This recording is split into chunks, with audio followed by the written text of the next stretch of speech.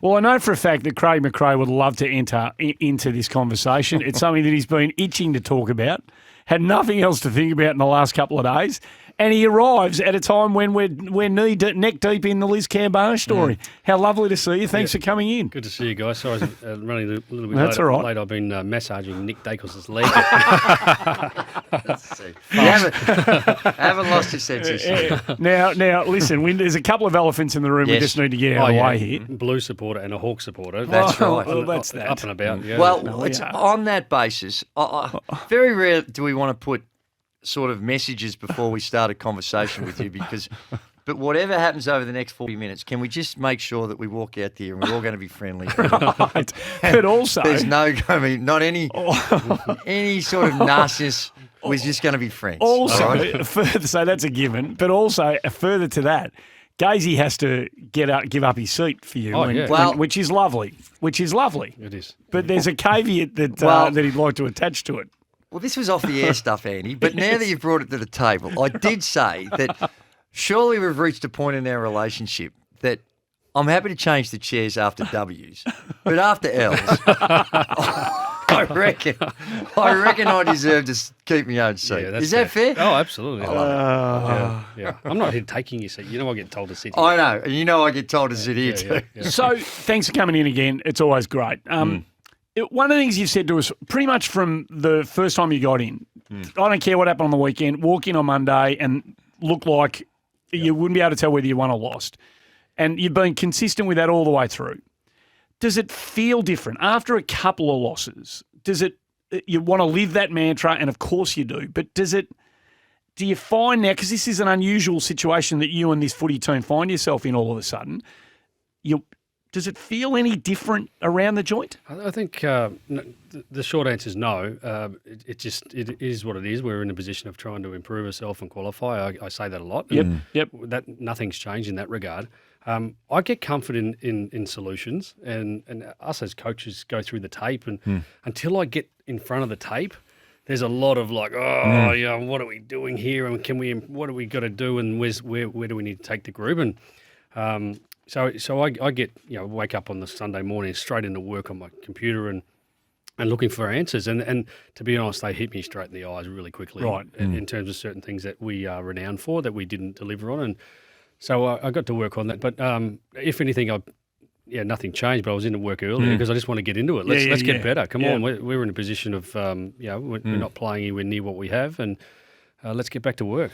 Well, there's no reason to panic. You're on top of the ladder and going along nicely. But Andy and I had a conversation, and one of the theories is that, well, when you're no longer playing for a position in the top 8, you're not playing for a position on top 4. Now, and in the high probability is you're going to still finish on top. That's the high probability. You'd have to, I think you got to lose all 3 in order not to finish on top.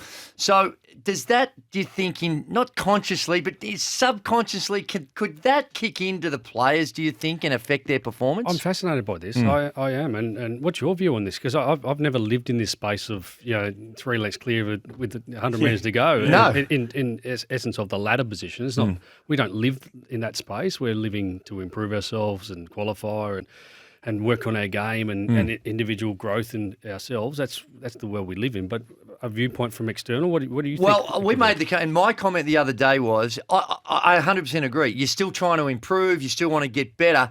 But there were times when you're with those elite groups and things are going along nicely, the anxiety is not the same.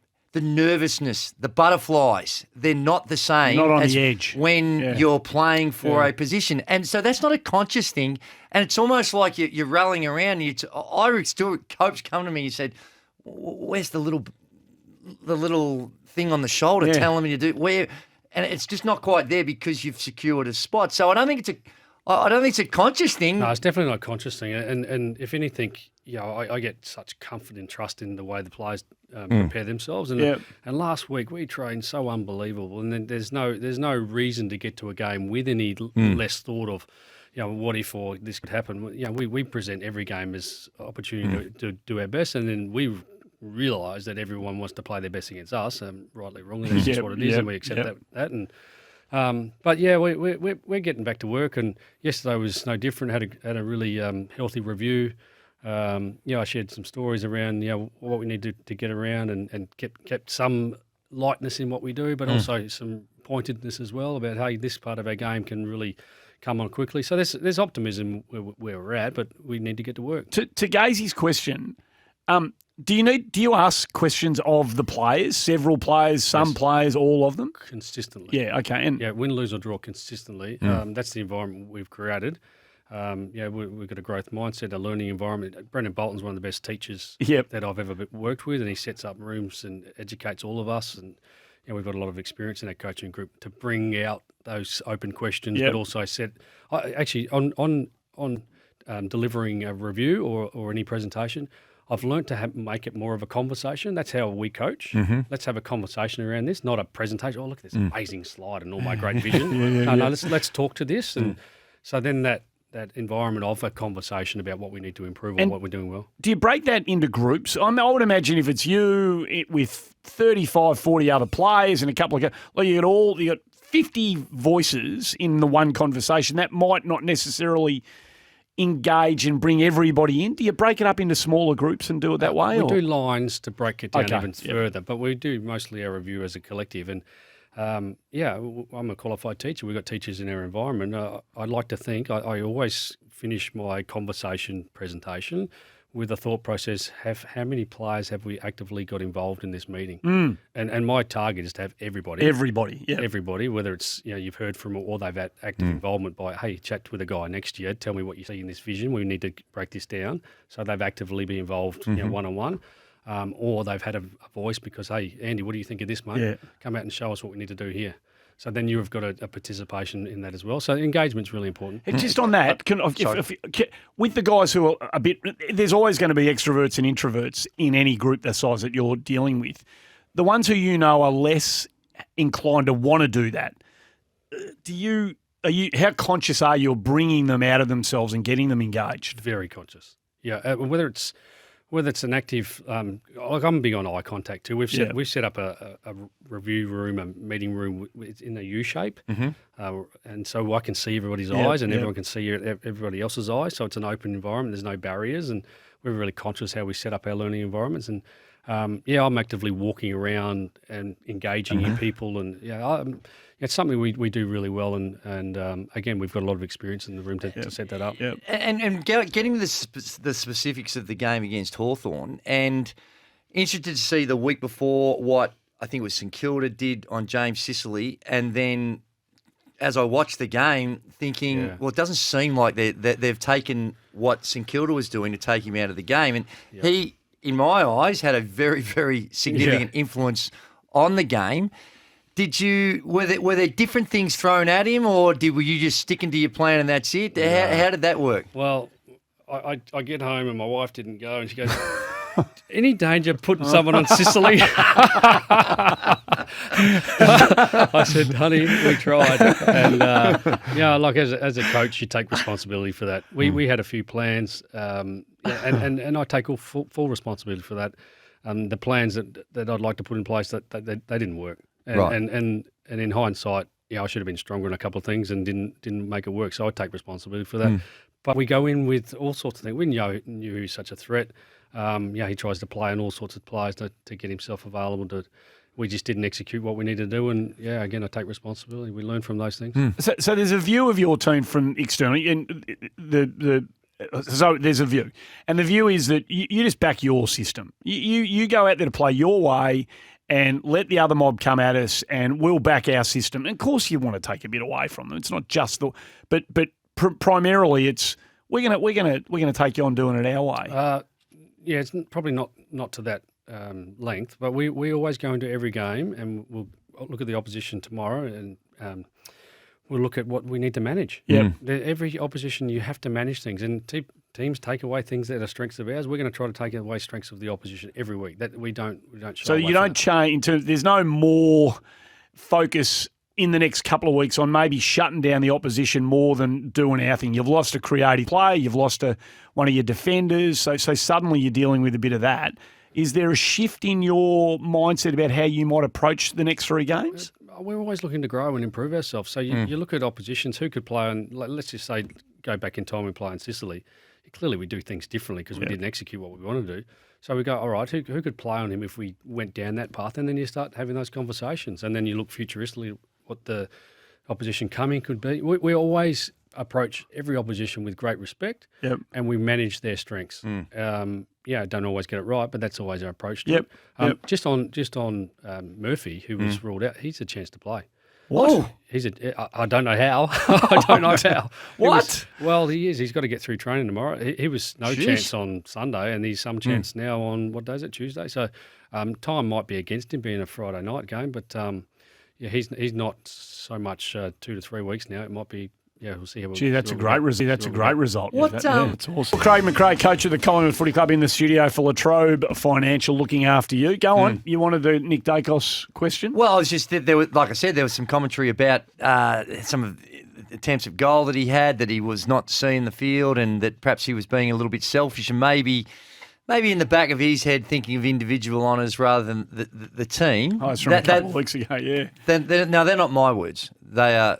They're exactly your words. They're coming out of your mouth. You should have seen what. Just folks, I'll just tell you what happened then. Gazey was asking the question, and we've got a lovely relationship with Craig. But you saw something in him looking at you while you were putting that to him, and you just felt the need to distance yourself from what you were putting to him. Because I made a comment, and when we were talking about this a week or two ago, and Andy just went off on me because I was sticking up for him, and he goes, you think he's the greatest of all time, and you were. So but those comments were out there, and there are some that support those views. Did you speak to him about that? I did actually on the Thursday of last week, and not about the comments directly, because to be honest, I didn't hear him or read them, but I was aware of some. Nadine, our amazing media manager outside there, she fills me in on things that are going on, so we're up to speed with things. But I grabbed Nick just to see if he was okay. And we just signed a new contract, which I'm really happy for him, and got him in my room and just check in. I just want to be there to love and support you, make sure you're okay in whatever it's coming your way, whatever you're thinking. And that did come up in conversation around how has it got past your desk? Have you heard this? And he goes, not really, but I have. And it's a really ugly word, selfishness, in a team sport, isn't it? It is. It's probably one of the worst things you could say to an athlete or a team player. You're selfish, because that really digs deep. So I didn't use that language other than just to make sure he's okay. It's funny, we had conversations around where he's at with his body. It's crazy how I was saying we might need to look after you and manage you and potentially even sub you in the coming weeks, because the loads were really in terms of his it doesn't miss anything. He hasn't missed anything till date. Then he gets an impact injury. It's funny how it works. But we were talking about maybe moving him in different roles and supporting him, and because people lose sight, he's only played 40-odd games, and he didn't play a lot of footy leading into the last couple of years. So he's a huge asset for us, and we're looking forward to getting him back. He's going to come back fit and fresh. Oh, how exciting that is! That's exciting. So you've got potentially great news with Nathan Murphy. It's not this week; it'll be next. But have you got a timeline on Daicos yet? Well, it's a ballpark. Yep. It's sort of 6 week-ish, and it depends on how the bone heals. And we're anticipating he runs around the early start of the final series and progresses towards potentially playing whatever that looks like in that period. So you mentioned the fact that it was an impact injury when the knee on James Blank, and we all saw it. So of course that's what happened. But that should have been 50. What happened before? No, I don't know. I didn't. Should it have been 50? That would have been nice to be. I didn't think at the time it should. What is it, Tuesday? I haven't let it go, have I? It was a very impactful collision, though. Yeah. So you throw me with that. So go back a couple of weeks. So the conversation has now come out that there was he had a bit of knee soreness, bone bruising, whatever, after the Port Adelaide game. Can you take us through? And you talked that you might have had to ease off his loads and all the rest of it, and maybe a sub here. What have your conversations been with your people? Oh, no, look, it's the first I've heard of that. Okay. We manage our players extremely well. Our doctors and physios are incredible. I'm so lucky to have Jared Wade and Ruben, our doctor, and Lockie Folks, physio. They do an incredible job. We meet 2-3 times a week about every player. They go through every player. we sit there and he's got this and a little bit of that, and this time of year everybody's got a little bit of something. Yeah. And so you're just managing that to whatever levels you need to. Look, it's the impact injuries, you can't control those. Yeah. So you mentioned you might, when he comes back and it's 6 weeks away, or 5, hopefully, you might need to do a bit of this and a bit of that. You're thinking about things all the time. Around the footy, it was those numbers on the weekend, the centre clearance numbers, that's never going to be replicated again. Like 18-3 is just not going to happen. That doesn't happen to you. And even when it's not a strength of your team's that profile, that still doesn't happen. Yeah. Do you look at the data and do you go, right, maybe in a couple of areas the data is so compelling over a little period of time, like it would appear to be, and go, we do need to try a few different pieces in a few different places? Yeah, we start on Monday with all the data. Right. And Anthony Stewart is an incredible analyst that we have. He puts it right in front of us, does a snapshot of the week, the last 4 weeks, and then the season, and the trends of every part of our game. Yeah. And we start the week with that, and then we look for the needs and the focus areas, all the trends and the patterns that are happening. Here's an interesting one that come out of that. We're the number one transition team from D50 to forward 50 ball movement. So you lose a centre clearance, but we're the best at going to the other end from that, around 45% or something. Mm-hmm. And so that's over the journey of the season. On this round, we were 45% transition. Really? Which for the round ranked us 8th. Right. So we're over the journey of the season, we've been the best at 40. But there's now 7 other teams that are moving the ball as well, right, from back end to forward end. Like the trends of the games change, and then that's why we constantly, as coaches, come out publicly and say we need to keep improving. You've got to keep growing in what we're doing. So interesting. So within the season, we see you blokes are from a ladder position. You're clearly the team to catch. Do you think? Is it your gut feel that within the course of a season, teams are going, hang on, that's the way they're doing it? Well, you might have been doing it last year. Do we need to alter our things to be able to? Well, you have your core business, and you're 80% of what you do. You got to back in, and this is how we're going to play, and this we're going to get this stable part of our game right. Yeah. And then there's this evolution involvement. Actually, I've got to share. I've got a bit of a man crush. Who on? Brody Kemp. John Bertram. I've managed to catch up with him a couple of times in the last 12, 18 months. Mm-hmm. What a man. Great Collingwood man. Yeah, I was lucky enough to walk the town with him last week, and then he asked to go out to dinner with his wife and my wife last night. And why?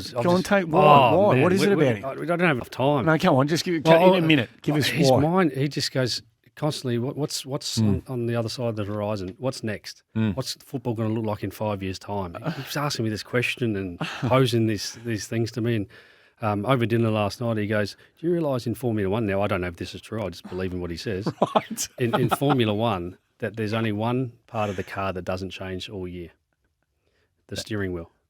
Right. Every other part of the car, they're evolving and changing. I'm going, yes. Oh, man, this is incredible. And so I'm listening to this, but this is the interesting thing. How much change can you do throughout the year that doesn't destabilise all the things you're doing? But you constantly got to keep moving and improving yourself. But you got to worry about stop and grind miles, finding targets inside forward 50 on Friday night. I get that. I just get my ground ball right. I get that. No, but I Andy, know. If he needs a wing keel, he's got that covered. But this is the never-ending challenge, right? I love the thought of all that, but I as a second-year coach, I'm so consumed in today. I'm so caught up in making sure I get today right for tomorrow. Yep. But having people around me that can be, really looking to the future, exploring our trends of our game. And I think you just got to keep growing what you're doing. 25-5, Craig McRae for La Trobe Financial in the studio. You've had a fair bit on your plate. You always do as a coach, whether you're winning or losing. But have you given any thought to what the Gold Coast submission over on the Cinque Terre might have been like with your old mate Damien Hardwick? Like what he would have been ordering, how that would have gone down? No, I haven't. There's a game plan there for you. Hopefully it's many, many years down the track. I reckon he'd probably be a little bit more focused in on... I think I was not being serious. Oh, you weren't? No, not really. It's hard to tell these days. But I reckon he might have been focusing in a little more, to my eye, the untrained eye, and I keep putting that caveat over it. Darcy Moore's just not quite where he was earlier on in the season. And similarly, well, let's deal with him first. There's another one I want to get to, but Darcy Moore, I try and watch it. Is this where the friendship gets tested, sort of stuff? Possibly, Right, no, because I try and watch it, and I try to look at strategy a little bit more. And sometimes things are going through my head that really shouldn't. But I'm looking and I'm thinking, well, he's got a direct opponent, but he's sort of allowed to do a whole bunch of other things. And I don't know. I just couldn't figure out what the issue was with Darcy more recently with some of the judgments that he was seen to be making. It was almost like a couple of times he seemed like he was in no man's land. Yeah, well, I can't answer decision making. It's hard to get inside people's brains when they make decisions, and that's not just Darcy Moore. That's all our players. One thing I'm really, really conscious of is making sure our players play within our framework, and it's pretty broad. Yeah, here's the clear boundaries of what we do, and then go express yourself. And some guys just have this incredible ability to read the play, and they have a few more liberties, if you like, in certain aspects of the game, but. Yeah, like at Darcy, last couple of weeks haven't been anywhere near what the season he's had, but it's a bit reflective of all of us. I think we're all a little bit looking for a little bit more than what we've been giving in certain parts of the game. I'm really confident in conversations we've had with our group yesterday as a collective that we're setting the right tone for what's to come. Only 4 or 5 days away from what it is now before we play Friday night. So no concerns with him, or you haven't sort of had to deal too directly in his form? I had a couple of conversations with him post-game about certain things of our game that we need to make sure we're all in tune. Like we are, as the leaders of the group, we have to be the poster boys for certain behaviours. There's no doubt in that.